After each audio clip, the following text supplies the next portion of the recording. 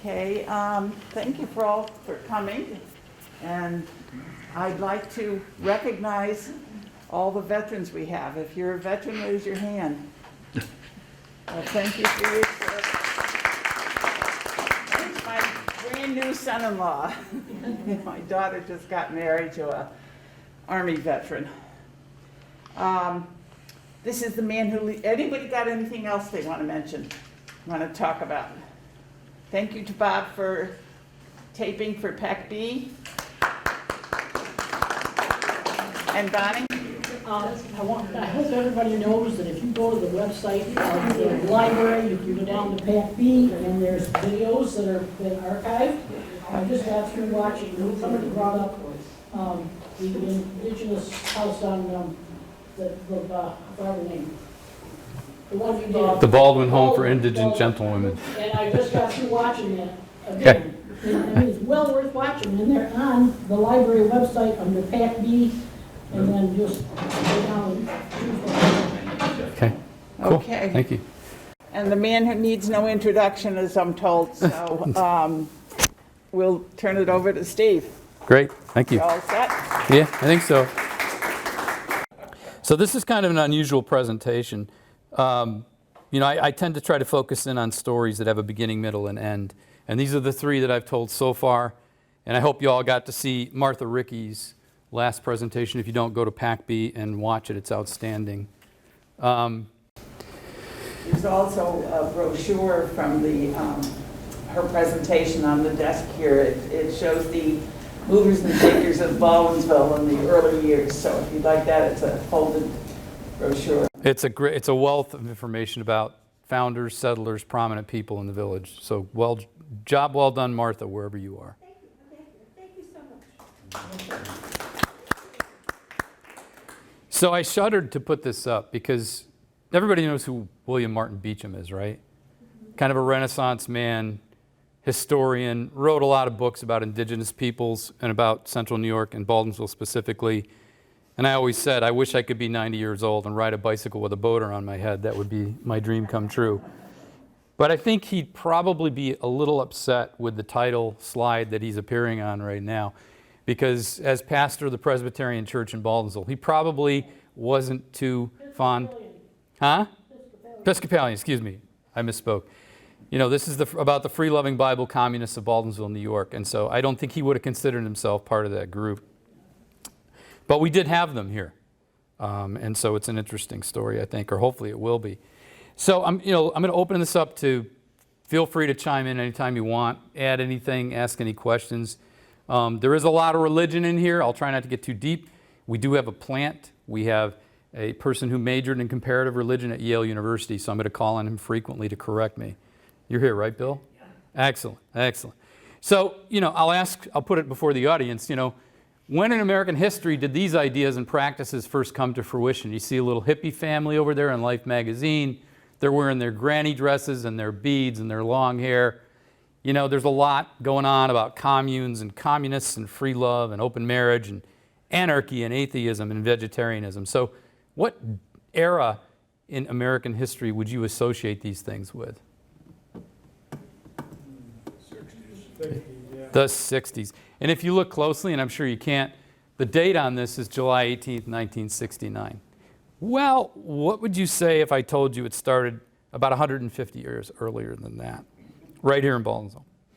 In fact, I've been able to track down about 8 people in the mid-1800s who believed in a lot of those things and practiced a lot of those things, and they abandoned Baldwinsville for upstate communes, 1840s to 1870s. Pretty crazy. And so there's a couple here, the Hatches, the Van Velzers, 2 teenage girls, the Jones, took off, left their family behind in Baldwinsville at 16 and 18 to join a commune. Dragged their dad with them, William Shepard Jones. And then a lady named Mary Beach went along with them. So part of this is about, when I discovered this, I thought, wow, there's a story here. Why did they do this? And come to find out, in fact, I'm going to use Martha's brochure as a prop. She's got a lot of prominent people in Baldwinsville in here. Who's heard of the Baldwins? All right, the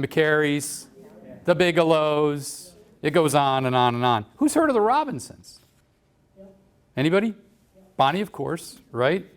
Okay, they were pretty prominent at one time, but today relatively unknown, and they had a huge influence on the village and a huge influence on these 8 people who took off. Okay?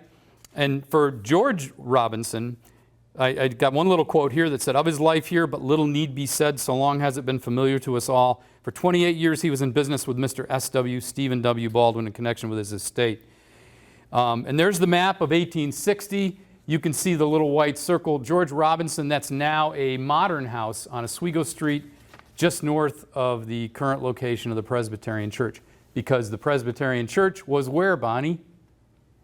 Up in the corner of... Way up on the corner of Oneida and Oswego, where the giant house is now. So he lived just up down the street from the Presbyterian Church and was associated with it. His wife's name was Anna Cleveland Robinson. You can see they came here pretty early. I mean, they were born in the 1790s. They arrived with the Davenports. Who's heard of the Davenports? Okay, kind of, I know, who's from the Female Charitable Society here? Okay, so the Davenports played a big role in founding that organization during the year without a summer. And George Robinson's mother was John Davenport's second wife. So that's what brought George to Baldwinsville after the War of 1812. Anna was known as Auntie, affectionately, and she was a woman of generous impulses, full of good works, and many there who would call her memory blessed. You know, we'd all like to be thought of that way. So those were the Robinsons, but they had a huge impact on these 8 people that took off, and we're going to talk a little bit about that. As we do, we're going to throw around terms like perfectionism, and Bible communism, and stirpiculture, and ascending fellowship, and things like that, which I hope will become clearer over time. You know, George Robinson, just very briefly about the Robinsons, I think his claim to fame, it's pretty cool. You can actually go look at it in the local history room. The first map we have of Baldwinsville, George Robinson crafted. He was a surveyor, worked for Jonas, and then he really worked for Stephen Baldwin and his estate, and he documented, not just documented, he laid out the original streets of our village. So the village, on the north side at least, because on the south side there really wasn't much there at the time, in 1820, he laid out all the streets. So you can either praise him or blame him for what we have to deal with today. And you can see, kind of cool, right in here, and if you can read that, parade grounds. So we actually had a parade grounds right near the four corner. You can see some of the streets are named a little differently. You got Seneca Street instead of River Street, Canal Street instead of Genesee Street, and on and on and on. But he did craft the first map, and it's, you know, one person said it's probably safe to assume that no other man was as familiar with the topography of the village as Mr. Robinson, as nearly the whole of it had at some time or other been surveyed by him. If you go back and look at a lot of old deeds today, you'll find his name on there, not because he owned the property, but because he surveyed it. So he's mentioned in a lot of abstracts and a lot of deeds. And at the time, Baldwinsville wasn't Baldwinsville, it was what? Columbia, right? So that was one of the many names it had. You know, but they had some unusual beliefs and practices that made them a little bit mysterious. And I got these clues. You know, I do research and I find these little snippets of things, and they make me look a little harder and a little farther. He abandoned Presbyterianism for a type of perfectionism called Bible communism. Now, perfectionism, and we'll get into that in a little bit more, was just a concept, and Bill, jump in at any time, but it was really the idea that you could lead a sinless life on earth, that you could create heaven on earth, that the second coming of Christ had already occurred when he met the disciples on the road to Emmaus, and therefore the second coming had already happened, and we could possibly live heaven on earth if you were sinless. Okay, pretty contrary to most Protestant denominations at the time, but there was a belief that you could be perfect. And if you look down below, it didn't go over well with the elders of the Presbyterian Church. He was a member for many years, but his connection with it was sundered many years ago. That result was brought about by his embracing the doctrine of perfectionism. And it goes on from there. The one on the right is kind of cool. I hope to contribute it to Bonnie's local history room. I actually found a letter written by Leslie Voorhees back in the 40s trying to track down Annie Robinson. George stayed here in Baldwinsville, even though he was an active member of a commune but never went and moved there. His wife, Auntie, went and moved there and died there, and Leslie Voorhees, the local historian who's written a lot of books on cemeteries and genealogy, was trying to track her down. I think it's interesting down below, She really did a lot of hard work tracking people down and trying to find locations of graves and things, obviously pre-internet. But at the bottom, because this was written in 1944, she said, ordinarily I'd drive out and look up such records for myself, in Oneida, the case may be. But now with the restrictions on gasoline, I have to get my information by correspondence. So it was interesting. She was kind of prevented from being able to go out there and track it down herself.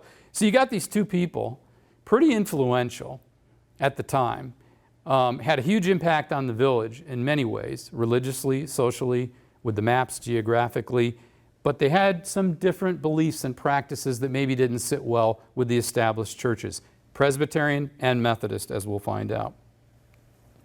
Another interesting article, which I know Bonnie will verify for me, there's this big kind of to-do about the Silver Snuff Box. And I'm just going to read part of it to you. These junior historians, Pearl Palmer had a couple of articles in the Gazette Messenger back in the 40s where she had kids from high school write little articles about local history. They went out and interviewed some of the older folks in town and acquired some of these stories. This one's pretty cool. I won't read the whole thing. But when she was a child, she was at one of these meetings of the Female Charitable Society. At the close of the meeting, she saw the silver snuff box passed around, and each lady took a pinch, snuffed it up her nose, and sneezed as was the fashion then. The last woman would take it was old Auntie Robinson, who we've been talking about. And because she was the last, she was expected to take charge of the box until the next meeting, and finally all went home. I guess it rotated, right? And one person would bring it back, and then the next person would take it home. Just one problem, Auntie Robinson never brought back the silver snuff box, and apparently had been with the Female Charitable Society since the very beginning. Perhaps it was donated by the Davenports. So one day, many years later, after Mary Bigelow had grown up, she suddenly remembered the lovely old snuff box. Everyone else seemed to have forgotten it, but when Mary asked her mother about it, they both remembered the day Annie Robinson had taken it home. But by that time, she had been a member of the Oneida Community for several years, she and her husband both joining the society soon after it was organized. But Mary Bigelow was determined. She hired a driver and a horse and carriage and drove the long journey from Syracuse to the Oneida Community. There she told Mr. Noyes, we'll talk more about him in detail, John Humphrey Noyes, the founder of the society, about the box and asked him for it because Mrs. Robinson had died. Mary was very angry when Mr. Noyes told her he remembered that finely engraved silver box very distinctly, but it had been melted up with the old silver to make silver spoons. So members of the charitable society were angry too. So I can imagine, right? Here's this heirloom and it got taken away and melted down to make silver. Now, like so many things and so many memories, I've tracked down some of this information. If we have time at the end, I will tell you what I think really happened to the silver snuff box. I don't think it got melted down. I don't think she talked to the founder Noyes, and I can give you some very good reasons for that. It just doesn't hold water historically. But anyway, that was kind of cool too. So I thought, here's the Robinsons, fairly prominent in local circles, but they had these strange religious social practices, and they took away this heirloom off to the Oneida Community. Now, who's heard of the Oneida Community? Yes. Okay. So it's, for those of you who haven't, prepare to be shocked and titillated in equal measure. I'm just making sure, is anybody in here under 18? I'm just going to give you a hint. There's some stuff that went on there in the 1840s, 50s, and 60s that today we probably would think are pretty scandalous, but we'll talk more about that. So, you know, I always try to focus on three questions. One, why did upstate New York spawn so many unusual movements? We talked about this a little bit in the Carrie Downer presentation, right? There was a lot going on in the early 1800s in upstate New York that brought a lot of ideas and new thinking and commerce and people and settlers to the area. But it also spawned a lot of these kind of unusual offshoots of kind of religious sects and things like that. So why did it spawn so many unusual movements? We'll cover the other two questions later. You know, in 1825, the Erie Canal was completed. We know that it stimulated commerce and settlement. We all learned that in school, right? Largely out west. And where was out west back in the 1820s? Was it Colorado? California? Ohio, western New York, right? The Ohio River Valley. That was the west. It was unsettled. What I thought was interesting, and I never really thought about this before, but does anybody ever wonder why there are 9 communities between Syracuse and Buffalo with port in the name, but there are none between Syracuse and Albany. Any ideas? Okay, these places didn't exist until the Erie Canal came through. They literally grew up around the canal. The only reason Weedsport is there is because of the canal. It didn't exist before. And that goes for Lockport, Gasport, Middleport, and all the other ports. You go to the east from Syracuse toward Albany, no ports. Why not? Already established communities on the Mohawk River. So the Erie Canal paralleled the Mohawk River on the east. On the west, they cut a ditch through swampland, the Montezuma, places where nobody yet had lived and there was no reason to. And as soon as they did, instant commerce, instant settlement, and you had all these ports spring up. I thought that was interesting. Another thing I found out was it's become a proverb here that when the canal closes, religion opens. In other words, business is business, religion is religion. The too close contact of these two hostile elements of life is to be conscientiously and scrupulously avoided, for the one or the other must suffer by the union. Before the navigation opens, people have nothing to do but to attend to preaching or pleasure. So I had it in the back of my mind, the Erie Canal comes through, instant commerce, right? But what happens to the canal in the winter? It freezes, right? There's no boat traffic, it shuts down, and so people have to find other things to do. There was local commerce, but there wasn't transportation of people, goods, or ideas from Albany to Buffalo and back and forth again. So it really was a transportation venue that only operated part of the season. In the off-season, they had to find other things to do, and one of those was religion. And this was right around the time of something called the Burned Over District. Who's heard of that? Yes. Yeah, okay, excellent. So, you know, we talked about this in the Carrie Downer presentation too. This is Alexis De Tocqueville. He wrote a really popular book, one of the 100 greatest written about American history, some claim. He came through here in 1831, actually came right through Hanover Square on the Erie Canal, stopped in Syracuse and stopped many other places on the canal. He was aristocratic from France.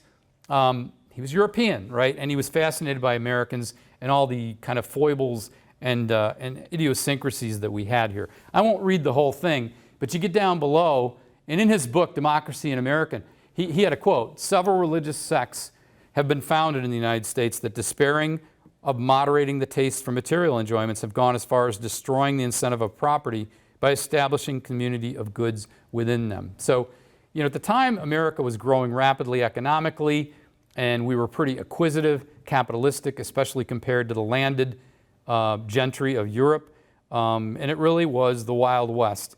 And he found that religious madness is very common here. He didn't mince words there at all. So he wrote that after traveling through the Erie Canal through Syracuse and crossing over the Burned Over District, which essentially was from central New York all the way to Buffalo. So he found this to be kind of a religiously mad place. Part of that was you had a guy named Charles Grandison Finney. Anybody hear of him? Born in Adams, kind of a real skeptic, a real cynic, kind of a curmudgeon.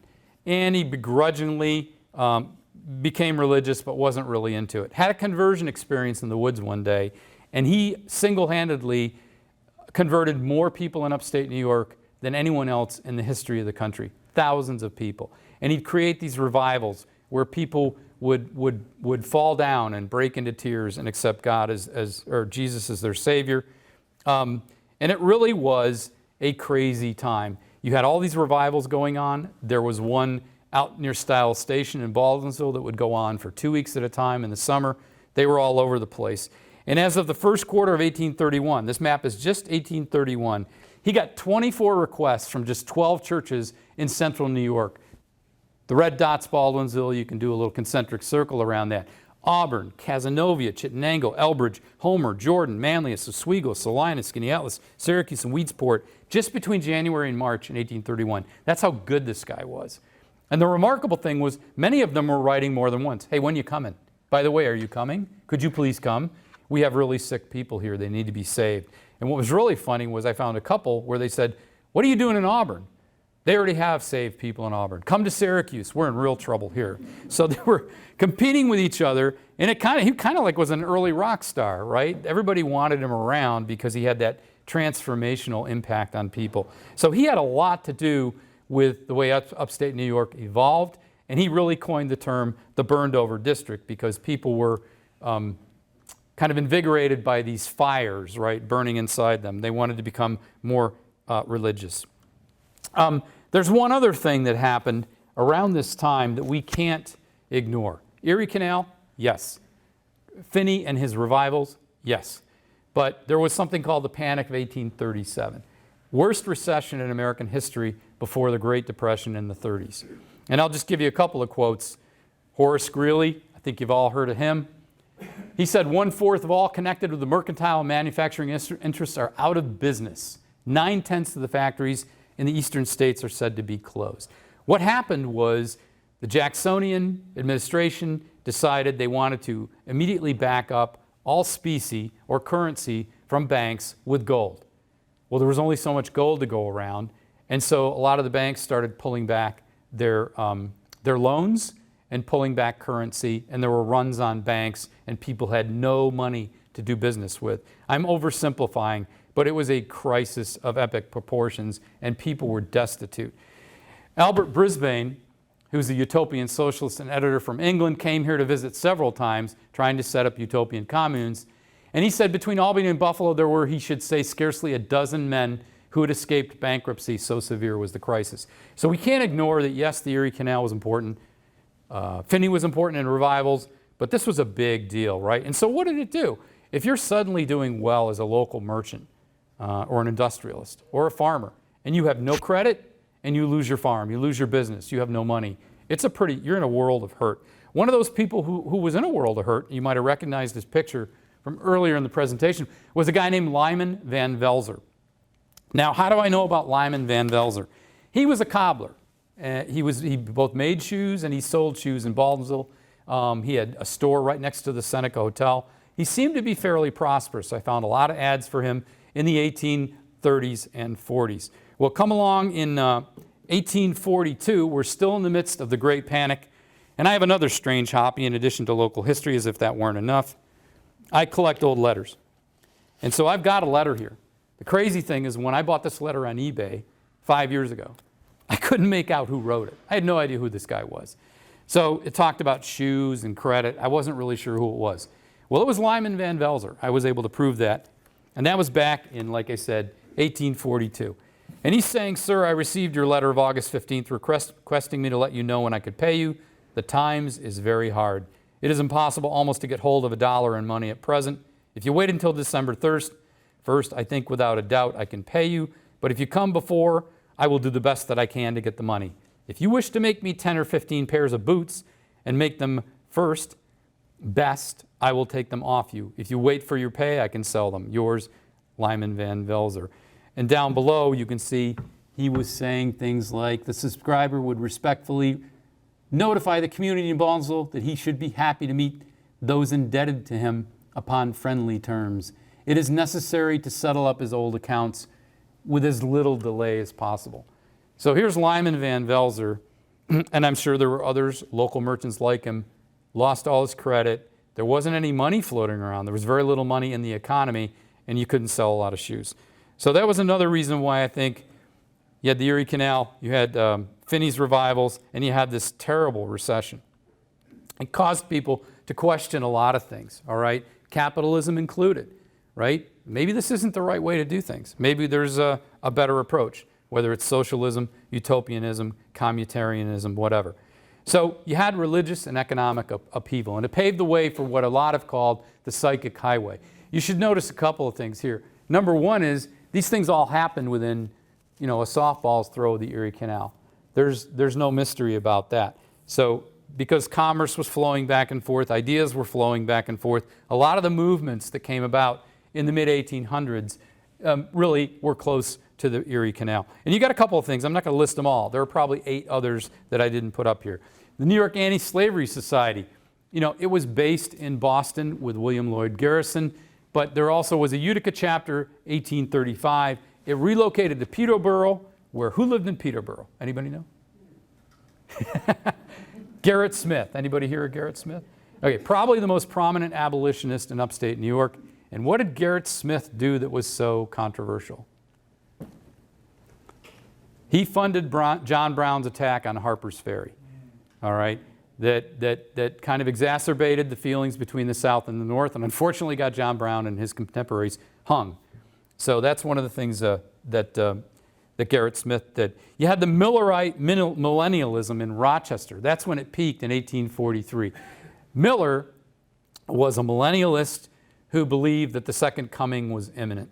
And so in August 1843, he said the world's going to end, and thousands of people sold their property and gathered around and waited for, this happens all the time, right? You have cults that say the world's going to end, let's get ready for it, sell all your stuff. So in August 1843, they were all gathered around. He'd done all kinds of incredible mathematical calculations, going back to the book of Daniel and everything, saying, I got the date, it's August 1843. August 1843 comes, guess what happens? Yeah, no second coming. Well, that's because he miscalculated. Now it's October 1843. October 1843 comes. We know, right? Nothing happened.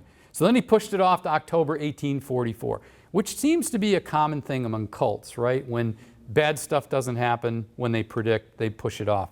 So after 1844, the Millerites came up, that came to be known as the Great Disappointment. So they clearly were a little disappointed. You had two others here in the middle, the Skinny Atlas Community and the Oneida Community. I already asked you who's heard of the Oneida Community. It was founded in Kenwood near Oneida in 1848. How about the Skinny Atlas Community? Anybody ever hear of it?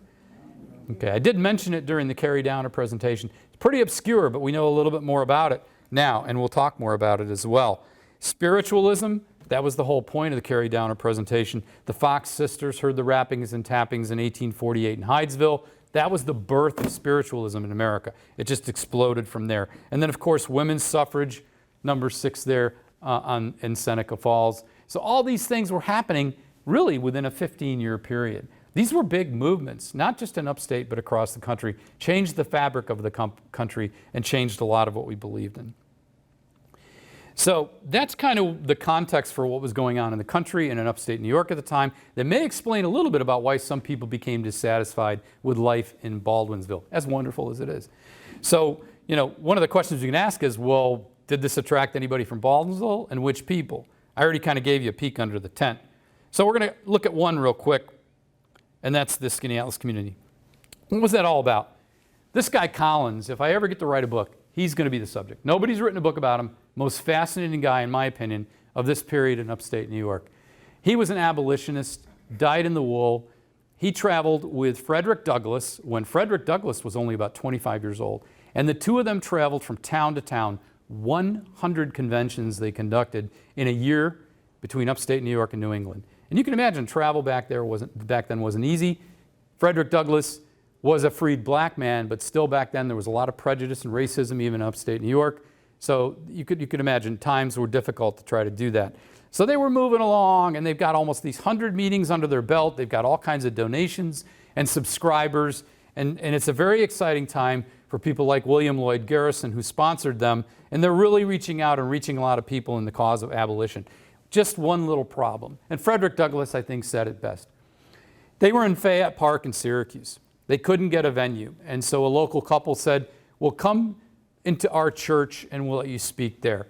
And from a handful of people, Douglass was able to attract about 500 people in one afternoon to talk to them about the benefits of abolitionism and the horror of slavery. And Collins was there and helping out and everything. And he said our general agent Collins had recently returned from England full of communistic ideas, which was true, which ideas would do away with individual property and have all things in common.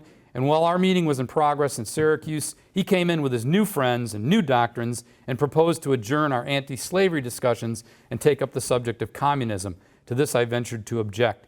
I held that it was imposing an additional burden of unpopularity on our cause and an act of bad faith with the people who paid the salary of Mr. Collins and were responsible for these 100 conventions. Basically, people showed up for an abolitionist meeting, and a communist meeting broke out because of Collins. And so Frederick Douglass got pissed off. He went to Garrison and said, either get rid of this guy or I'm leaving. Well, they got rid of Collins. And so Collins took off because at that point, he decided that chattel slavery, in other words, paid labor, was just as destructive as real slavery. And so he really was a communist that was working in abolition and decided to abandon that abolition and move into communism full time. Hey, hats off to the guy. He organized a bunch of people. He looked at a bunch of sites. He's really focused on this land in Montville, 300 acres in Montville. The building's still there, both buildings, the outbuilding and the building itself. You can see back there on the map about where it is in Montville if you want to go. It's still standing there. You can drive by it. It's in pristine condition. He said, he tried to explain to the 91 founding abolitionists and utopian socialists why he picked this spot. I got a bone to pick with him. The rest of it sounds great, but he starts out with the healthiness of the climate. I think he could have picked a better place than upstate New York. Skaneateles is a little better than Baldwinsville, but that's the way it goes. So anyway, he founds this commune in 1843 in Montville, believe it or not, right here. And, he had people going. He had a lot of abolitionists, Ernestine Rose and the Jocelyn family. Matilda Gage Jocelyn, who became a suffragette, she and her parents were there. He had a lot of movers and shakers there and buying into this thing until he issued his manifesto. Didn't consult anyone, did it kind of surprisingly, and he shocked a lot of his original members who really were subscribing to communism, not necessarily some of the other stuff. I'll just read a couple. Religion, a disbelief in any special revelation of God to man. All forms of worship should cease. Governments, a disbelief in the rightful existence of governments, whose authority should be disregarded. Property, that there should be no individual property. Marriage, that when such parties have outlived their affections and can no longer contribute to each other's happiness, the sooner the separation takes place, the better. And if they find somebody else they like better, go for it, right? So it really was a free love doctrine. And last but not least, which really isn't that controversial today, but back then it was, dietetics. Killing and eating of animals is essentially wrong and should be renounced. A very, very early vegetarian. So, taken together in the 1840s, this stuff was pretty radical stuff, and it turned a lot of people off. But he was a zealot and insistent that this is how the community should operate. They got some bad press after that. People started calling the place No God, right, or Community Place. And you can see they got press all around the country. Here's a paper from Long Island where they talk about all the principal subjects that they're focused on. And down below, just to be a little more controversial, they issued a marriage announcement from James Smith and Mary Robbins. This is 1844. We, the undersigned, acknowledging neither the authority of church or state officers or any other power above and beyond ourselves as essential to this act, we have by mutual agreement united in this relation and do now regard ourselves husband and wife. Didn't need clergy, didn't need a license from the government. They just said, hey, we're doing this, and for as long as it lasts. And if not, we'll pick somebody else and move on. I've talked to you before about this when we did the Pickettville presentation. There was a book written, it's a compilation of articles written back in the 30s by Elizabeth Pike and Elmer Bogardus called The Forgotten Villages of Onondaga County. She actually does a pretty good description of what she refers to as no God. When she wrote it in the 30s, there were still folks from Skaneateles who remembered it. And they didn't think kindly of the place. They didn't like the fact that this place was so controversial and so close to Skaneateles. And you can see what she wrote. Back in 1843, the natives were scandalized by stories of atheism and anarchy. Strangest of Onondaga's forgotten villages is Community Place, Skaneateles, the Skaneateles community, also known as No God. So I think this No God label probably didn't help him because most people were churched and believers at the time. Interestingly enough, and even more remarkably, is we have accounts of their visits. I was able to find a book where Van Velzer, the cobbler, his wife Sarah, and another guy named Hatch went and visited this place. And we have their impressions of the place, which I think are kind of interesting. I won't read them all, but clearly they were looking for something different at this point. Van Velzer, probably having money problems. All of them were influenced by the Robinsons and their concept of perfectionism. They were looking for something different beyond Baldwinsville. Van Velzer chose not to join. He says down here,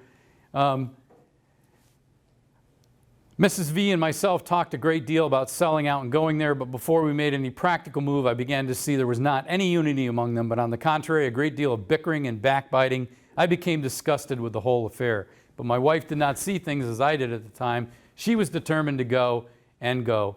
At the expiration of 3 or 4 weeks, I went to see her and found she was becoming dissatisfied. In consequence of joining, there had been a regular quarrel between the two parties, and it resulted in a rupture. It lasted all night. Johnson, who was one of the partners, standing up for her, Collins and his party against her. Some went so far as to threaten Johnson's life. This state of things went on until they broke up. So they clearly had some organizational issues. And then you get Sarah's reaction when she went. What I think is interesting, I haven't been able to find verification, but she says Collins came to Baldwinsville and lectured and was looking for recruits.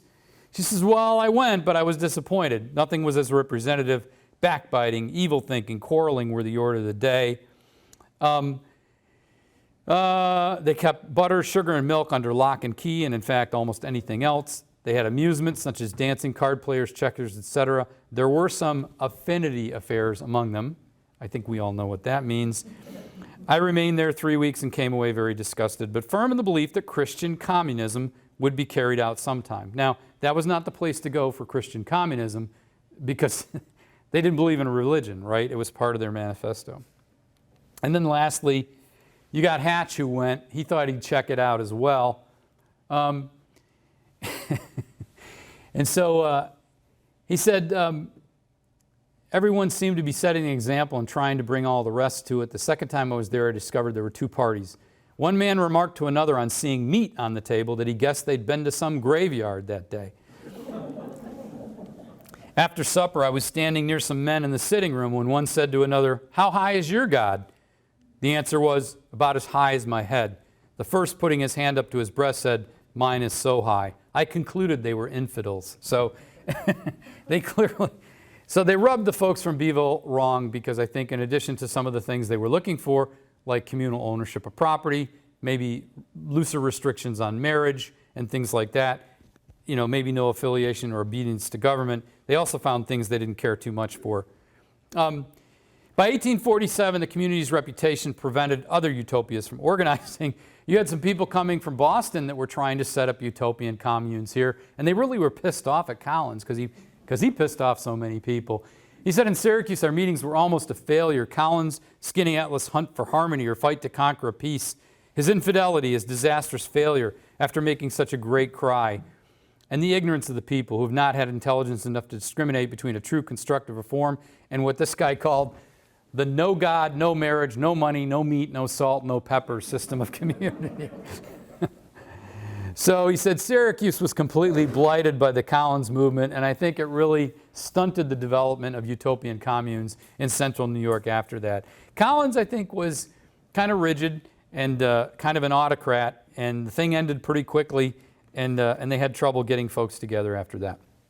So that was the Skinny Atlas community. Very interesting place. Highly recommend you go out there and check it out. Buildings are beautiful. I won't tell you what it is today. That comes later. So there's another movement that attracted people from Baldwinsville, and we mentioned it already. It's the Oneida Community. John Humphrey Noyes, probably one of the most interesting people you'll run into in 19th century American history. He preached and practiced his own version of perfectionism called Bible communism.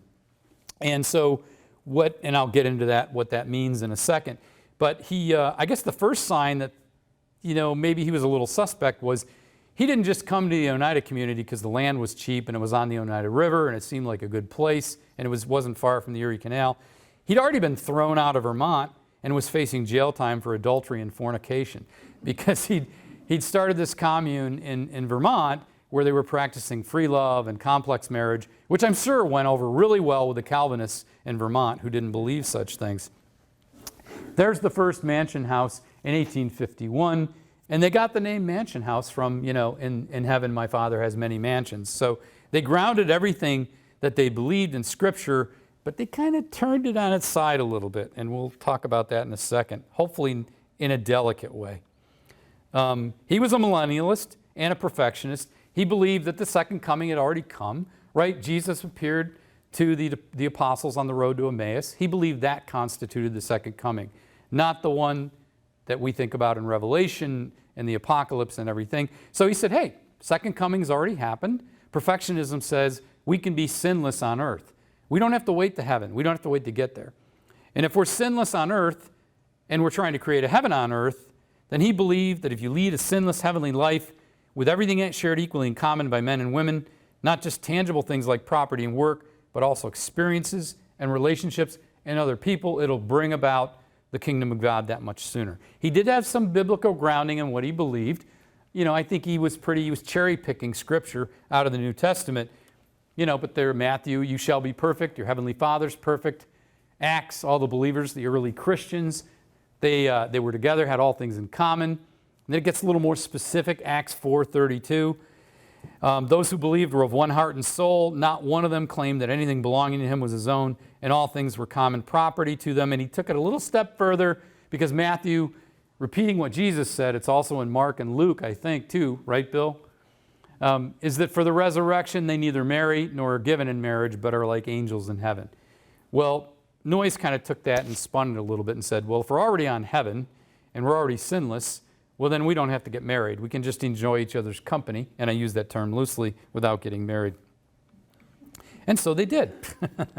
So here's some, you probably can't see much of it, but they shared everything, right? It was a true communal experiment with some religious or biblical foundation. They shared work, they shared play, fun, food, space, and as we'll see in a second, each other.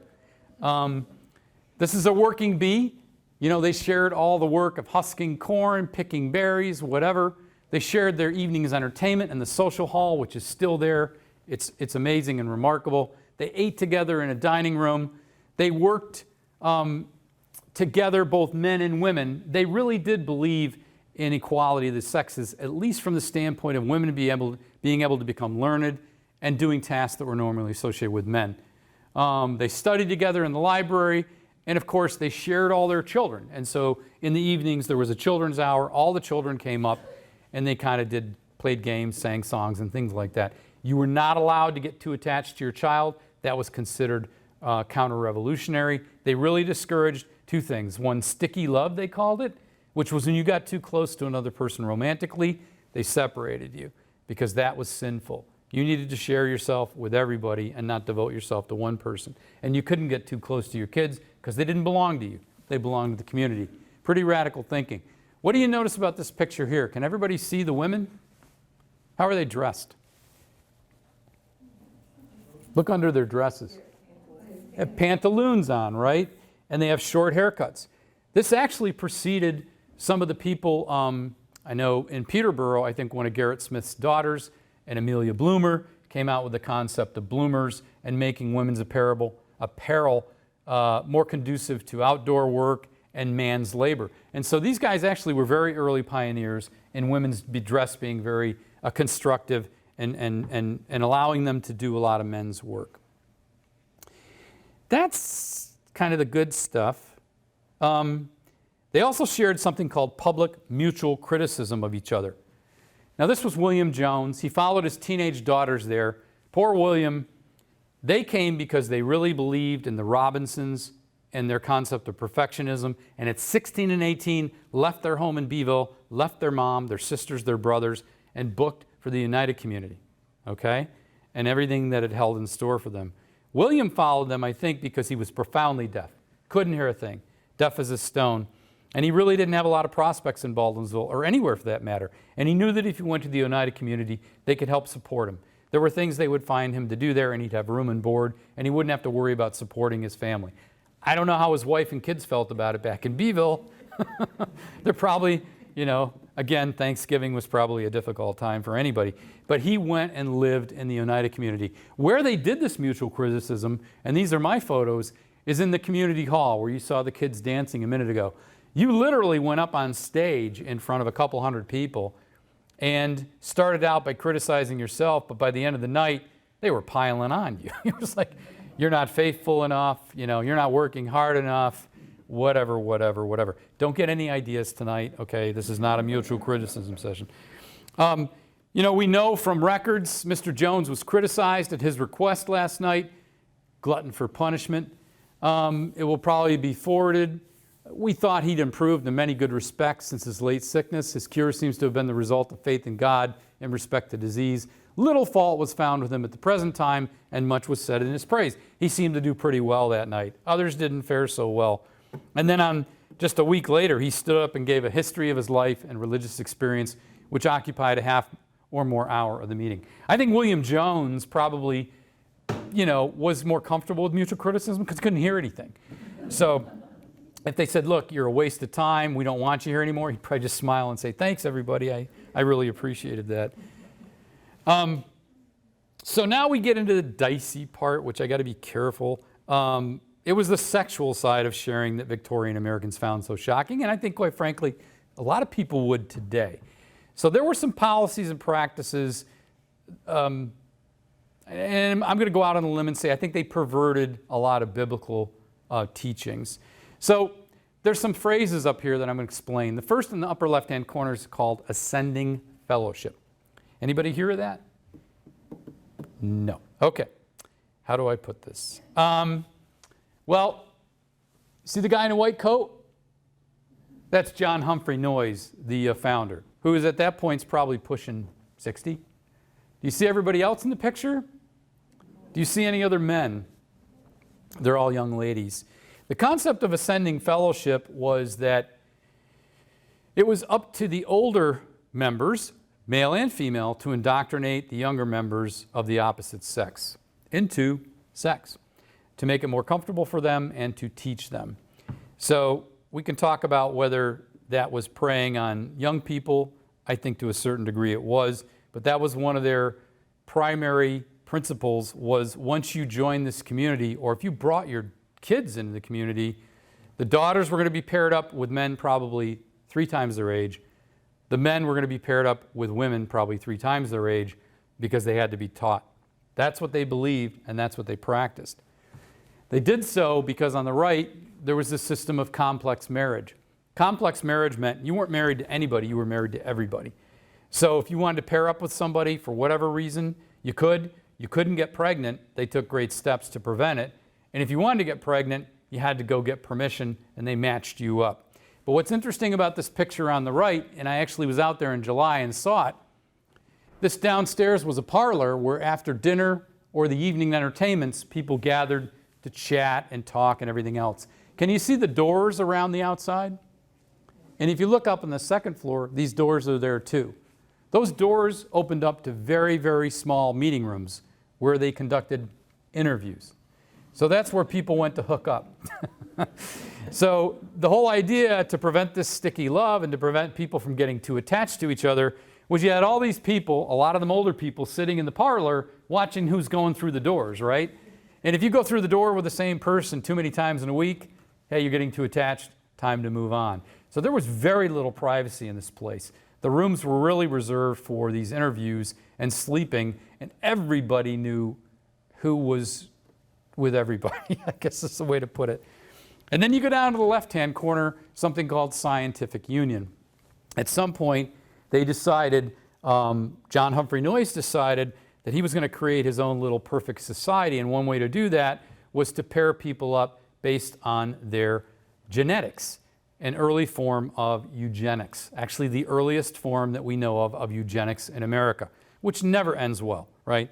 So you see 2 people here going to the committee, headed by Noyes and a bunch of other old men, and you can see a box, no and yes. And these poor people, want to have a baby, let's say. They go to this committee and go, can we have a baby or not? And then they would evaluate them, interview them, and in as many cases as not, they would say no. Funny how if your name was Noyes, you usually got approval to have children with another woman in the community.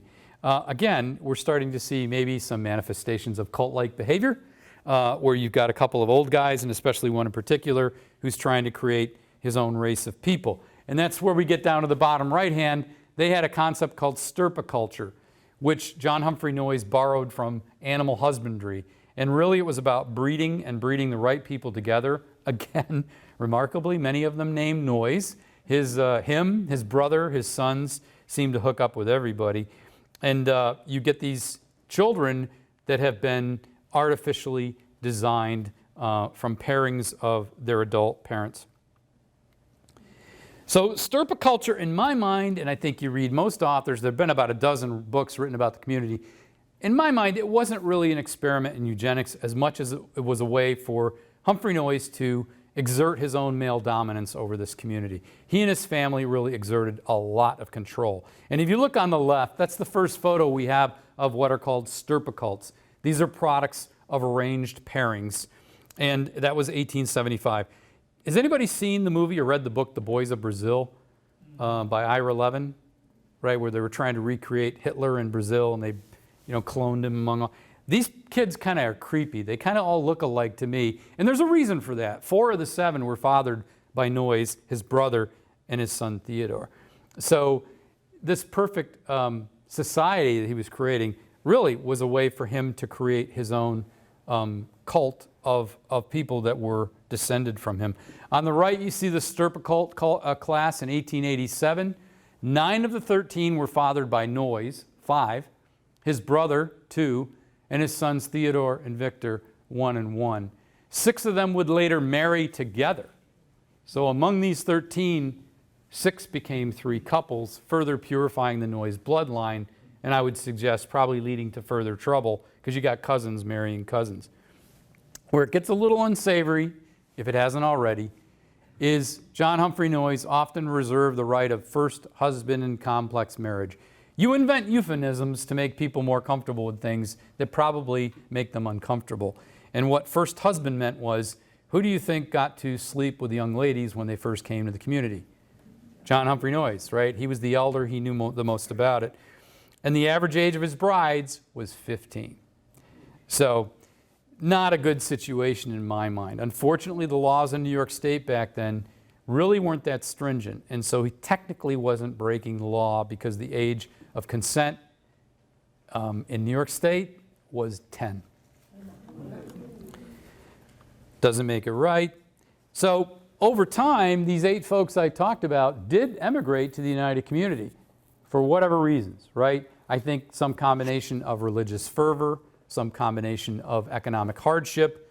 On the part of these girls, I think they really did fundamentally believe in perfectionism, and they wanted to become religiously perfect and live in a heaven on earth.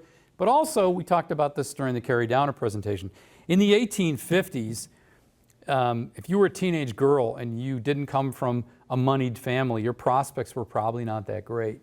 You didn't have a lot of occupational opportunity, and you either had to marry well or you were going to end up doing things you probably didn't want to do. Hey, go to the United Community, room and board's provided. You're probably going to get a job that you wouldn't have gotten on the outside, maybe a man's job. You could rise through management, and you might be able to have a family if you're lucky. Like I said, Jones, the father, followed them. Not quite sure why yet, but again, I think at this point he was indigent because he was so deaf he couldn't find work, and he felt that maybe they could take care of him there. Another lady named Mary Beach went in 1872. So I did get a hold of one Oneida County community descendant and trustee and claimed that a disproportionate number of people came to the community from Baldwinsville, which I thought was unusual. So what was wrong with Baldwinsville that all these people were trying to take up? I always thought it was a pretty nice place. We didn't have free love, or complex marriage or stirpiculture or ascending fellowship, but pretty decent place to live. All but one of these people can trace their perfectionism, these religious beliefs, back to George and Anna Robinson. So I think at its foundation, they really were looking for a place where they could live out their religious convictions, and that was the Oneida Community. I won't read all of this, but you can see at some point each one of them, the Hatches, the Jones girls, the Van Velzers, and Mrs. Beach, all attributed their attraction to perfectionism and their conviction and belief in the doctrines and their ultimate move to the United Community to these 2 people that most of us have never really heard of, right? So pretty influential people. After George Robinson died in 1867, he never moved there. He was very active. He was out there all the time. They have journals and papers, and you can see Robinson came from Baldwinsville, and he brought this and brought that. He gifted them with fruit trees. He gifted them with a washing machine. He was active in the community. But after he died, Anna moved out there. She was very, very active and out there more often than he was. If you look in this picture, I've actually found her. She's not identified in the picture, but that's Anna Robinson right there in 1863. So her husband hadn't died yet, but she was basically still hanging out there, hadn't moved permanently. There's John Humphrey Noyes over there. Pretty large group of people by 1863. And then by that time, you saw the picture of the old mansion house. They had built a new building by 1870 and kept adding to it and adding to it and adding to it. They had hundreds of people living there at one time. So a lot of people were interested in this community. So, you know, I kind of jumping ahead a little bit. The United Community kind of dissolved in 1879, 1880. But its successor, Oneida Limited, which who's heard of Oneida Silver, right? That was their primary industrial venture. They got a little concerned, the board of directors, in 1947. They thought, you know, we got this vault with all these journals and diaries and records of who was sleeping with whom and who got all this unsavory stuff. And they were a going concern at that point. They were an incorporated business that was doing extremely well, millions of dollars in silverware sales. They said, well, why don't we just take everything out and burn it? So they took all the records out of the vault and they burnt everything. They called it the Great Burning. And so they completely cleansed and sanitized their own history so that people couldn't criticize them as a corporation. They thought they'd accomplished their task. But later on in the century, 2 diaries surfaced that kind of revealed what really went on in this community and how it impacted individuals. Okay, because you kind of think about it conceptually or as a group. You know, maybe it worked, maybe it didn't, but you kind of forget that this had an impact on individuals. And we're going to see that in a second. One diary that came to light, and there's been a whole book written about it, called Special Love, Special Sex. And it's interesting because this book is all about a lady from Baldwinsville. This is one of the diaries that survived, and it's full of the entries. It was written by her boyfriend, beau, whatever you want to call it, intended. They were desperately in love, but they were prohibited not just from having children or getting married, but from even having any contact with each other because they were too close. And they called it sticky love, and they thought that that was destructive. So these poor people were kept apart for the longest time. So this is Victor's diary of 1876 to 77. And the book basically, it's a little bit voyeuristic, but you can read what was going on with them. There's a lot of words here, but the diary describes in painful detail the persecution of his sticky love with Mary Jones. Again, these are just 2 young people. They'd already been indoctrinated into some of the practices I already put before you, but they're just 2 people that fell in love, right? For whatever reason. And you can see he wrote a letter, Dear Father Noyes, I have the desire of having a child with Mary Jones. We were called on to try with others. I tried it with Jane Abbott, didn't succeed. Mary tried it with Mr. Seymour, didn't succeed. She was promised another by him, but then it was decided not to have one by him. It went on and on and on and on. Unfortunately, she had 2 stillborn children.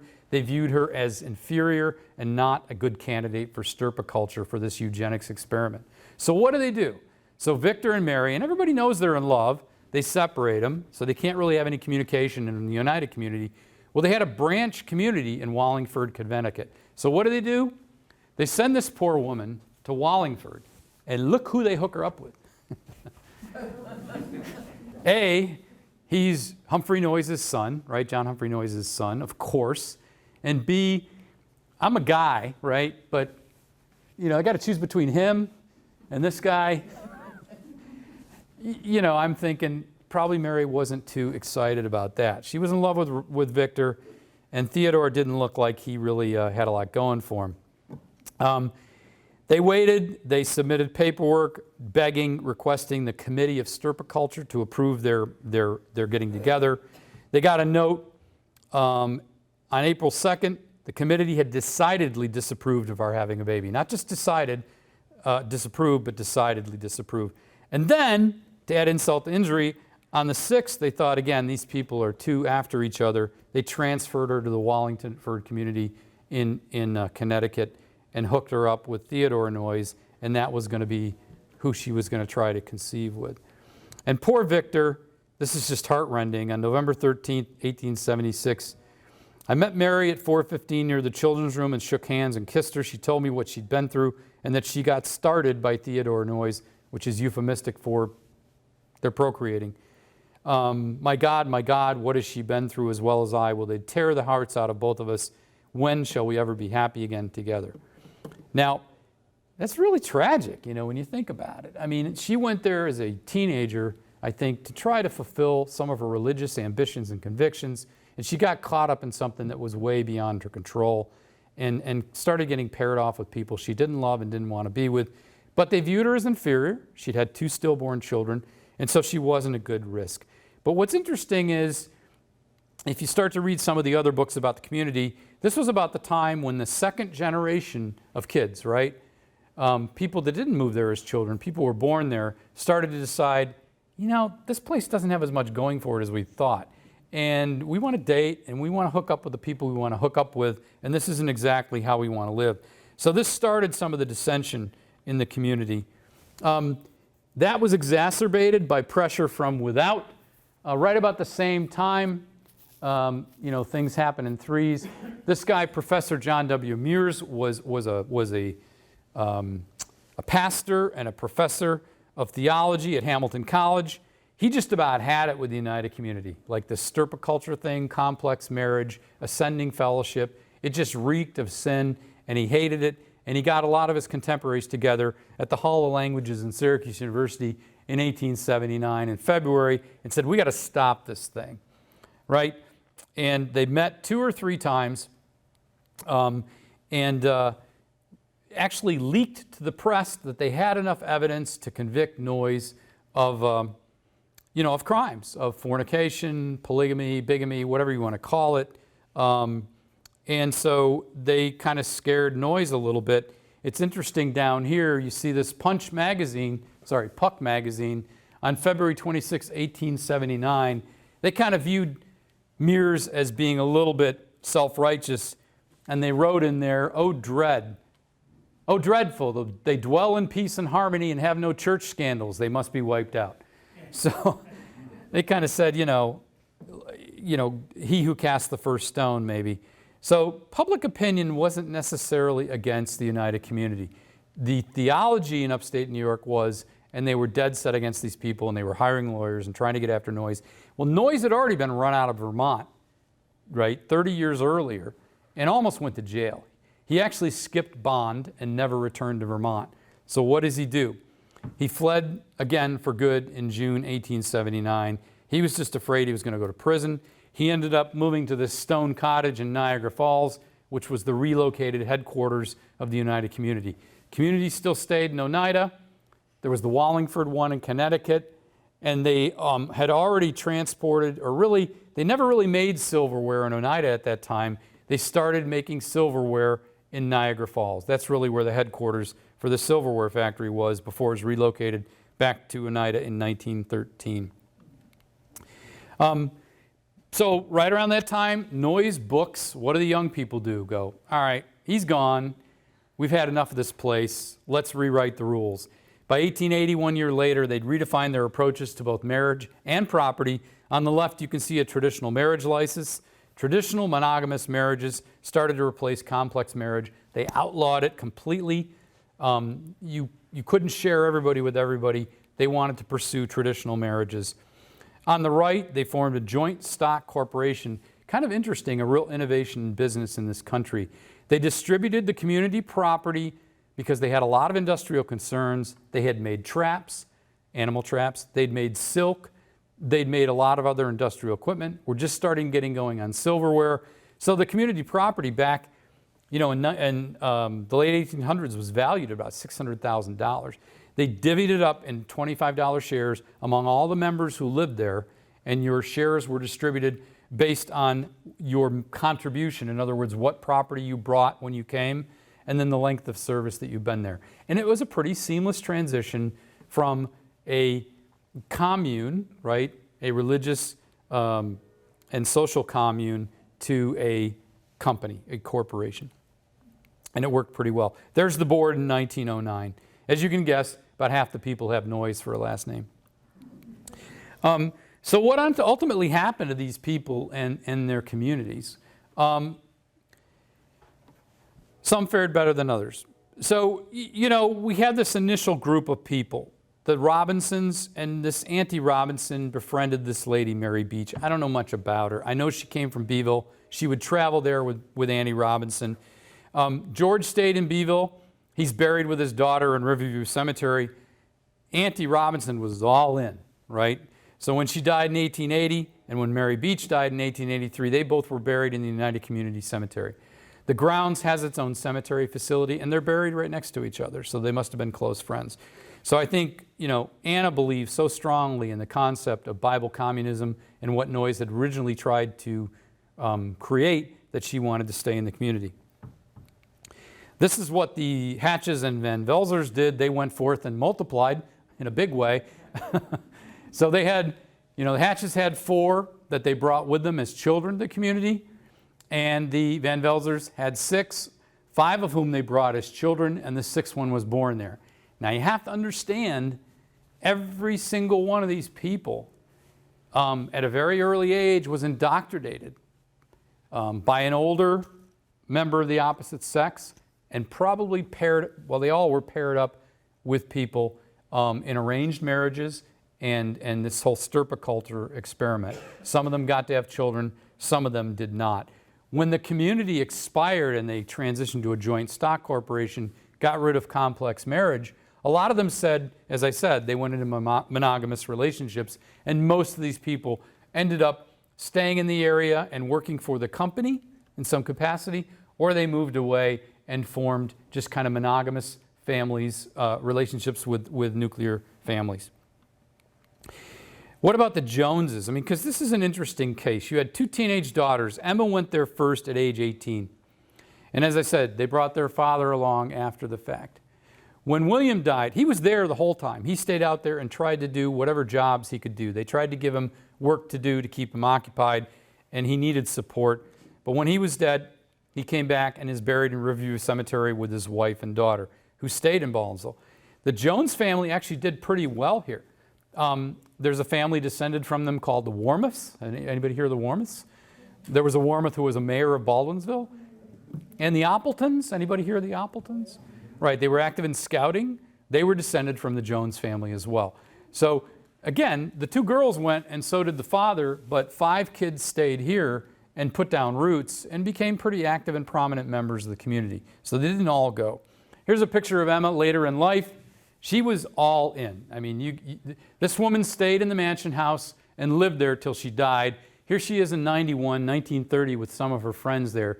These were all people that grew up with her, went through complex marriage, went through stirpiculture, had children by different fathers, all of them, but stayed there till the very end. She really believed in the experiment, and I think was unhappy to see it come to a conclusion. This is my favorite story.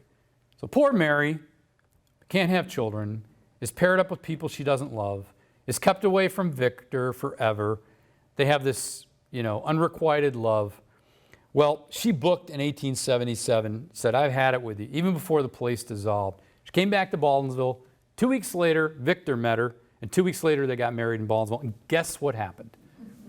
They had children. So it goes to show you, she had all these arranged relationships that ended kind of badly and sadly with no children. She and Victor got together, and they raised 3 children to adulthood. So you know what? Take that, John Humphrey Noyes. They did just fine by themselves. Things get kind of dicey after that. Victor died of pneumonia in the early 1890s. She moved out to California. There was a whole faction of the United Community that moved out there, and she didn't fare well when she got out there. She was kind of poverty-stricken. But I like to believe that at least she had 20 years of happiness after this kind of grudging oppression of the United Community that she clearly was unhappy about. So I'm really happy for Mary and Rollin, both Baldwinsville people. So we move on to the United Community. I'm not going to talk about this in great detail. There are literally a dozen books on the United Community, so I'm just going to shortchange it really quickly. Oneida Silver, as I said, Oneida Silver was never located in Oneida. It started out in the Wallingford, Connecticut branch. Then they moved it to Niagara Falls because that's where John Humphrey Noyes was. They took over a factory out there, made their silver plate out there. And it wasn't until 1913 that they brought it back to Kenwood, all right, or Oneida, or Sherrill, that area. You can see in 1968, it's quite a complex. Here's the original mansion house. Here's the cemetery over here. And all these black houses were houses they built for management and for labor. They had really progressive labor practices. They provided a lot of benefits that were unheard of in the early 20th century. Many, many benefits. Took very, very good care of their people and did quite well. And you know, in 1968, when this map was created, I looked it up, they had total sales of $59 million. Well, you take that forward, it's probably, you're talking $200 million or so.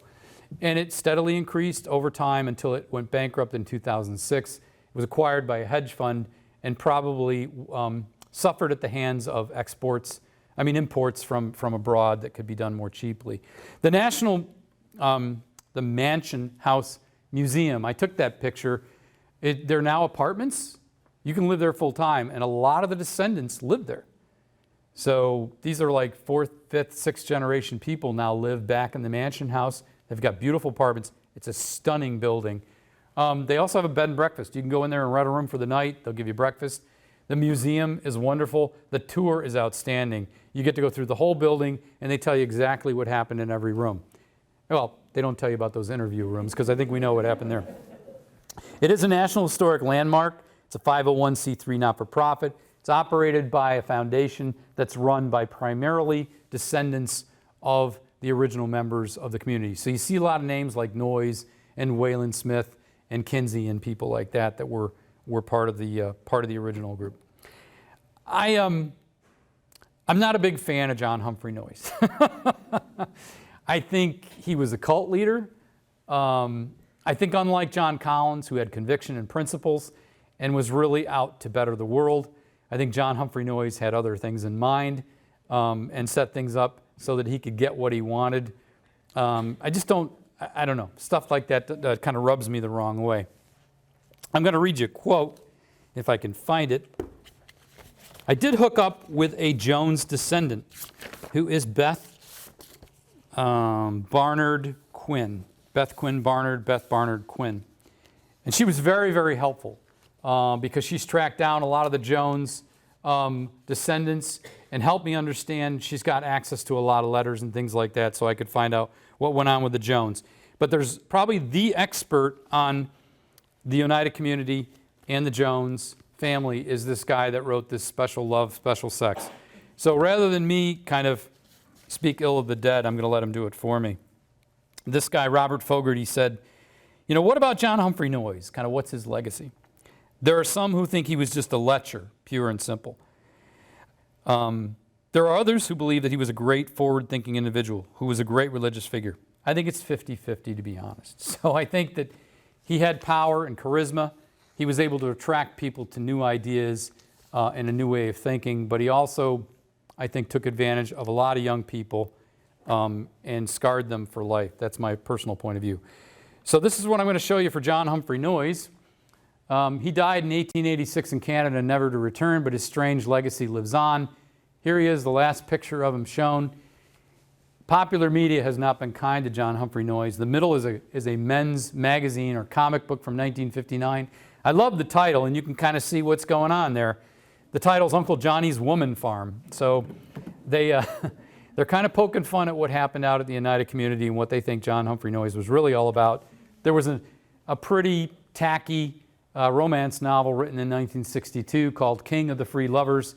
And up in the right-hand corner, it says the amazing true story of a daring charlatan who had a penchant for teenage brides. I don't know how true it is, but you can see people have kind of redefined what Noyes' legacy means for America.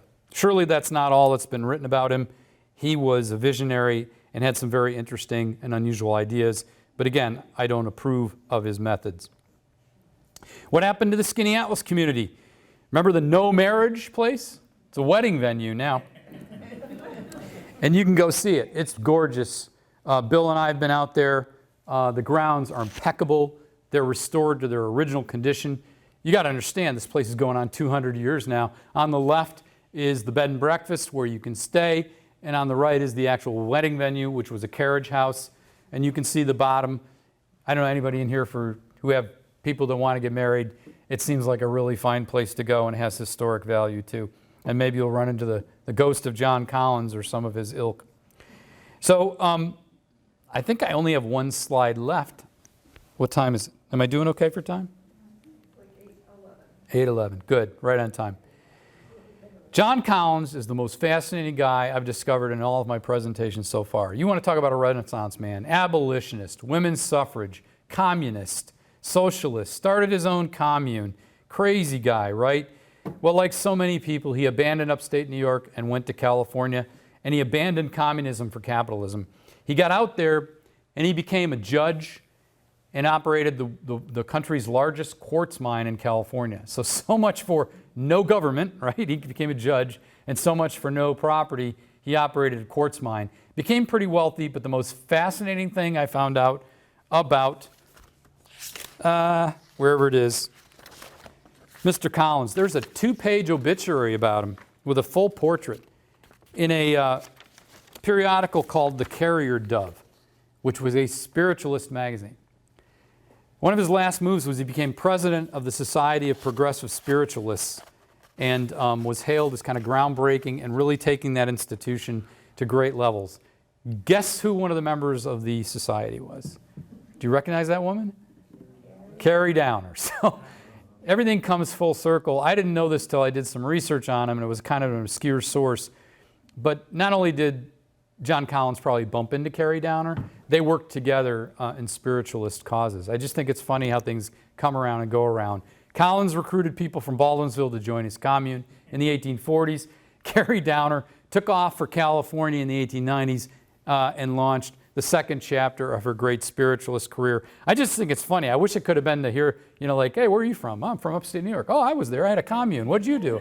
Oh, I was a spiritualist. Oh, really? I mean, it's just a small world, but back then there was no social media or internet or anything, and they must have just collided, and he became an ardent spiritualist later in life, and they wrote a glowing obituary for the guy. Unlike Noyes, who, again, I've already told you, not real big fan of Noyes, huge fan of Collins, okay, because I think he was active in a lot of things that really mattered to people in upstate New York, and went out to California, reinvented himself, and did quite well for himself. So, I'm pretty much out at that point. We're at 8:17. There is the issue of the Silver Snuff Box. And so, are there any people in here who want to stay for 5 more minutes and hear about the Silver Snuff Box? Any female charitable society members? Okay. How many think Miss Bigelow was right? Okay. I think part of her story is true. Okay, but here's what I did. I did a quick analysis. So we know what she said she did, right? But Annie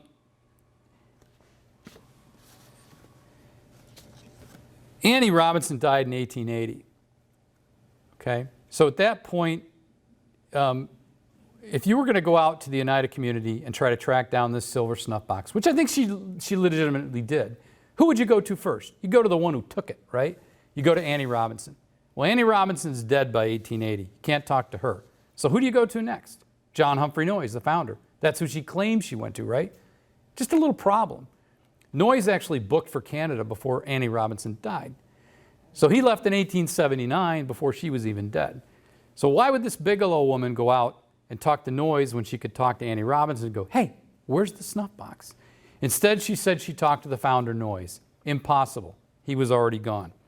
She claimed they melted down the silver from the snuff box to make silverware. That's not what they did. They didn't make silver in Oneida until the early 1900s. 1913 to be exact, and by that time, she wouldn't have hired a horse and carriage, she would have taken a train, okay? So I believe she went out there, I believe she talked to somebody. It may have been named Noyes. Half the people there were, right? It wasn't John Humphrey Noyes. She didn't talk to Annie Robinson. And they were using pure, raw silver to plate their silverware by that time. They weren't melting down candlesticks and stuff like that. It just wasn't done. I think she went out there, I think she talked to somebody, and I think she thought she talked to the right people. I think she got probably the great push-off and made up a little bit of a story. So I talked to a descendant through a third party who said, oh yeah, I remember the Silver Snuff Box. And this guy is still alive. He said his grandmother had it. So I poked around. You know me, I'm relentless.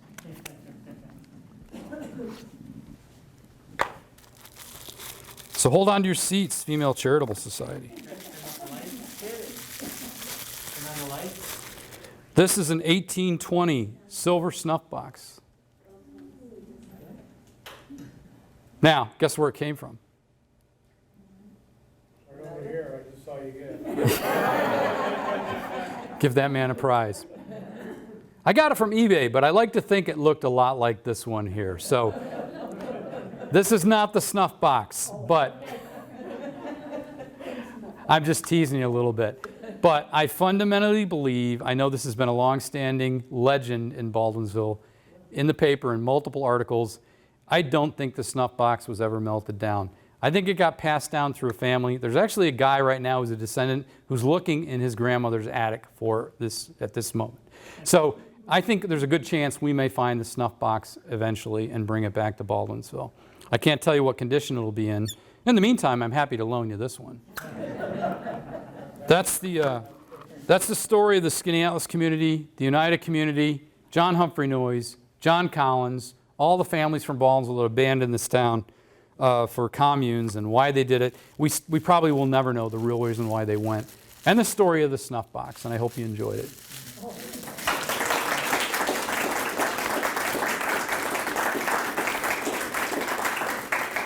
I'll pass this around if you want to take a look at it.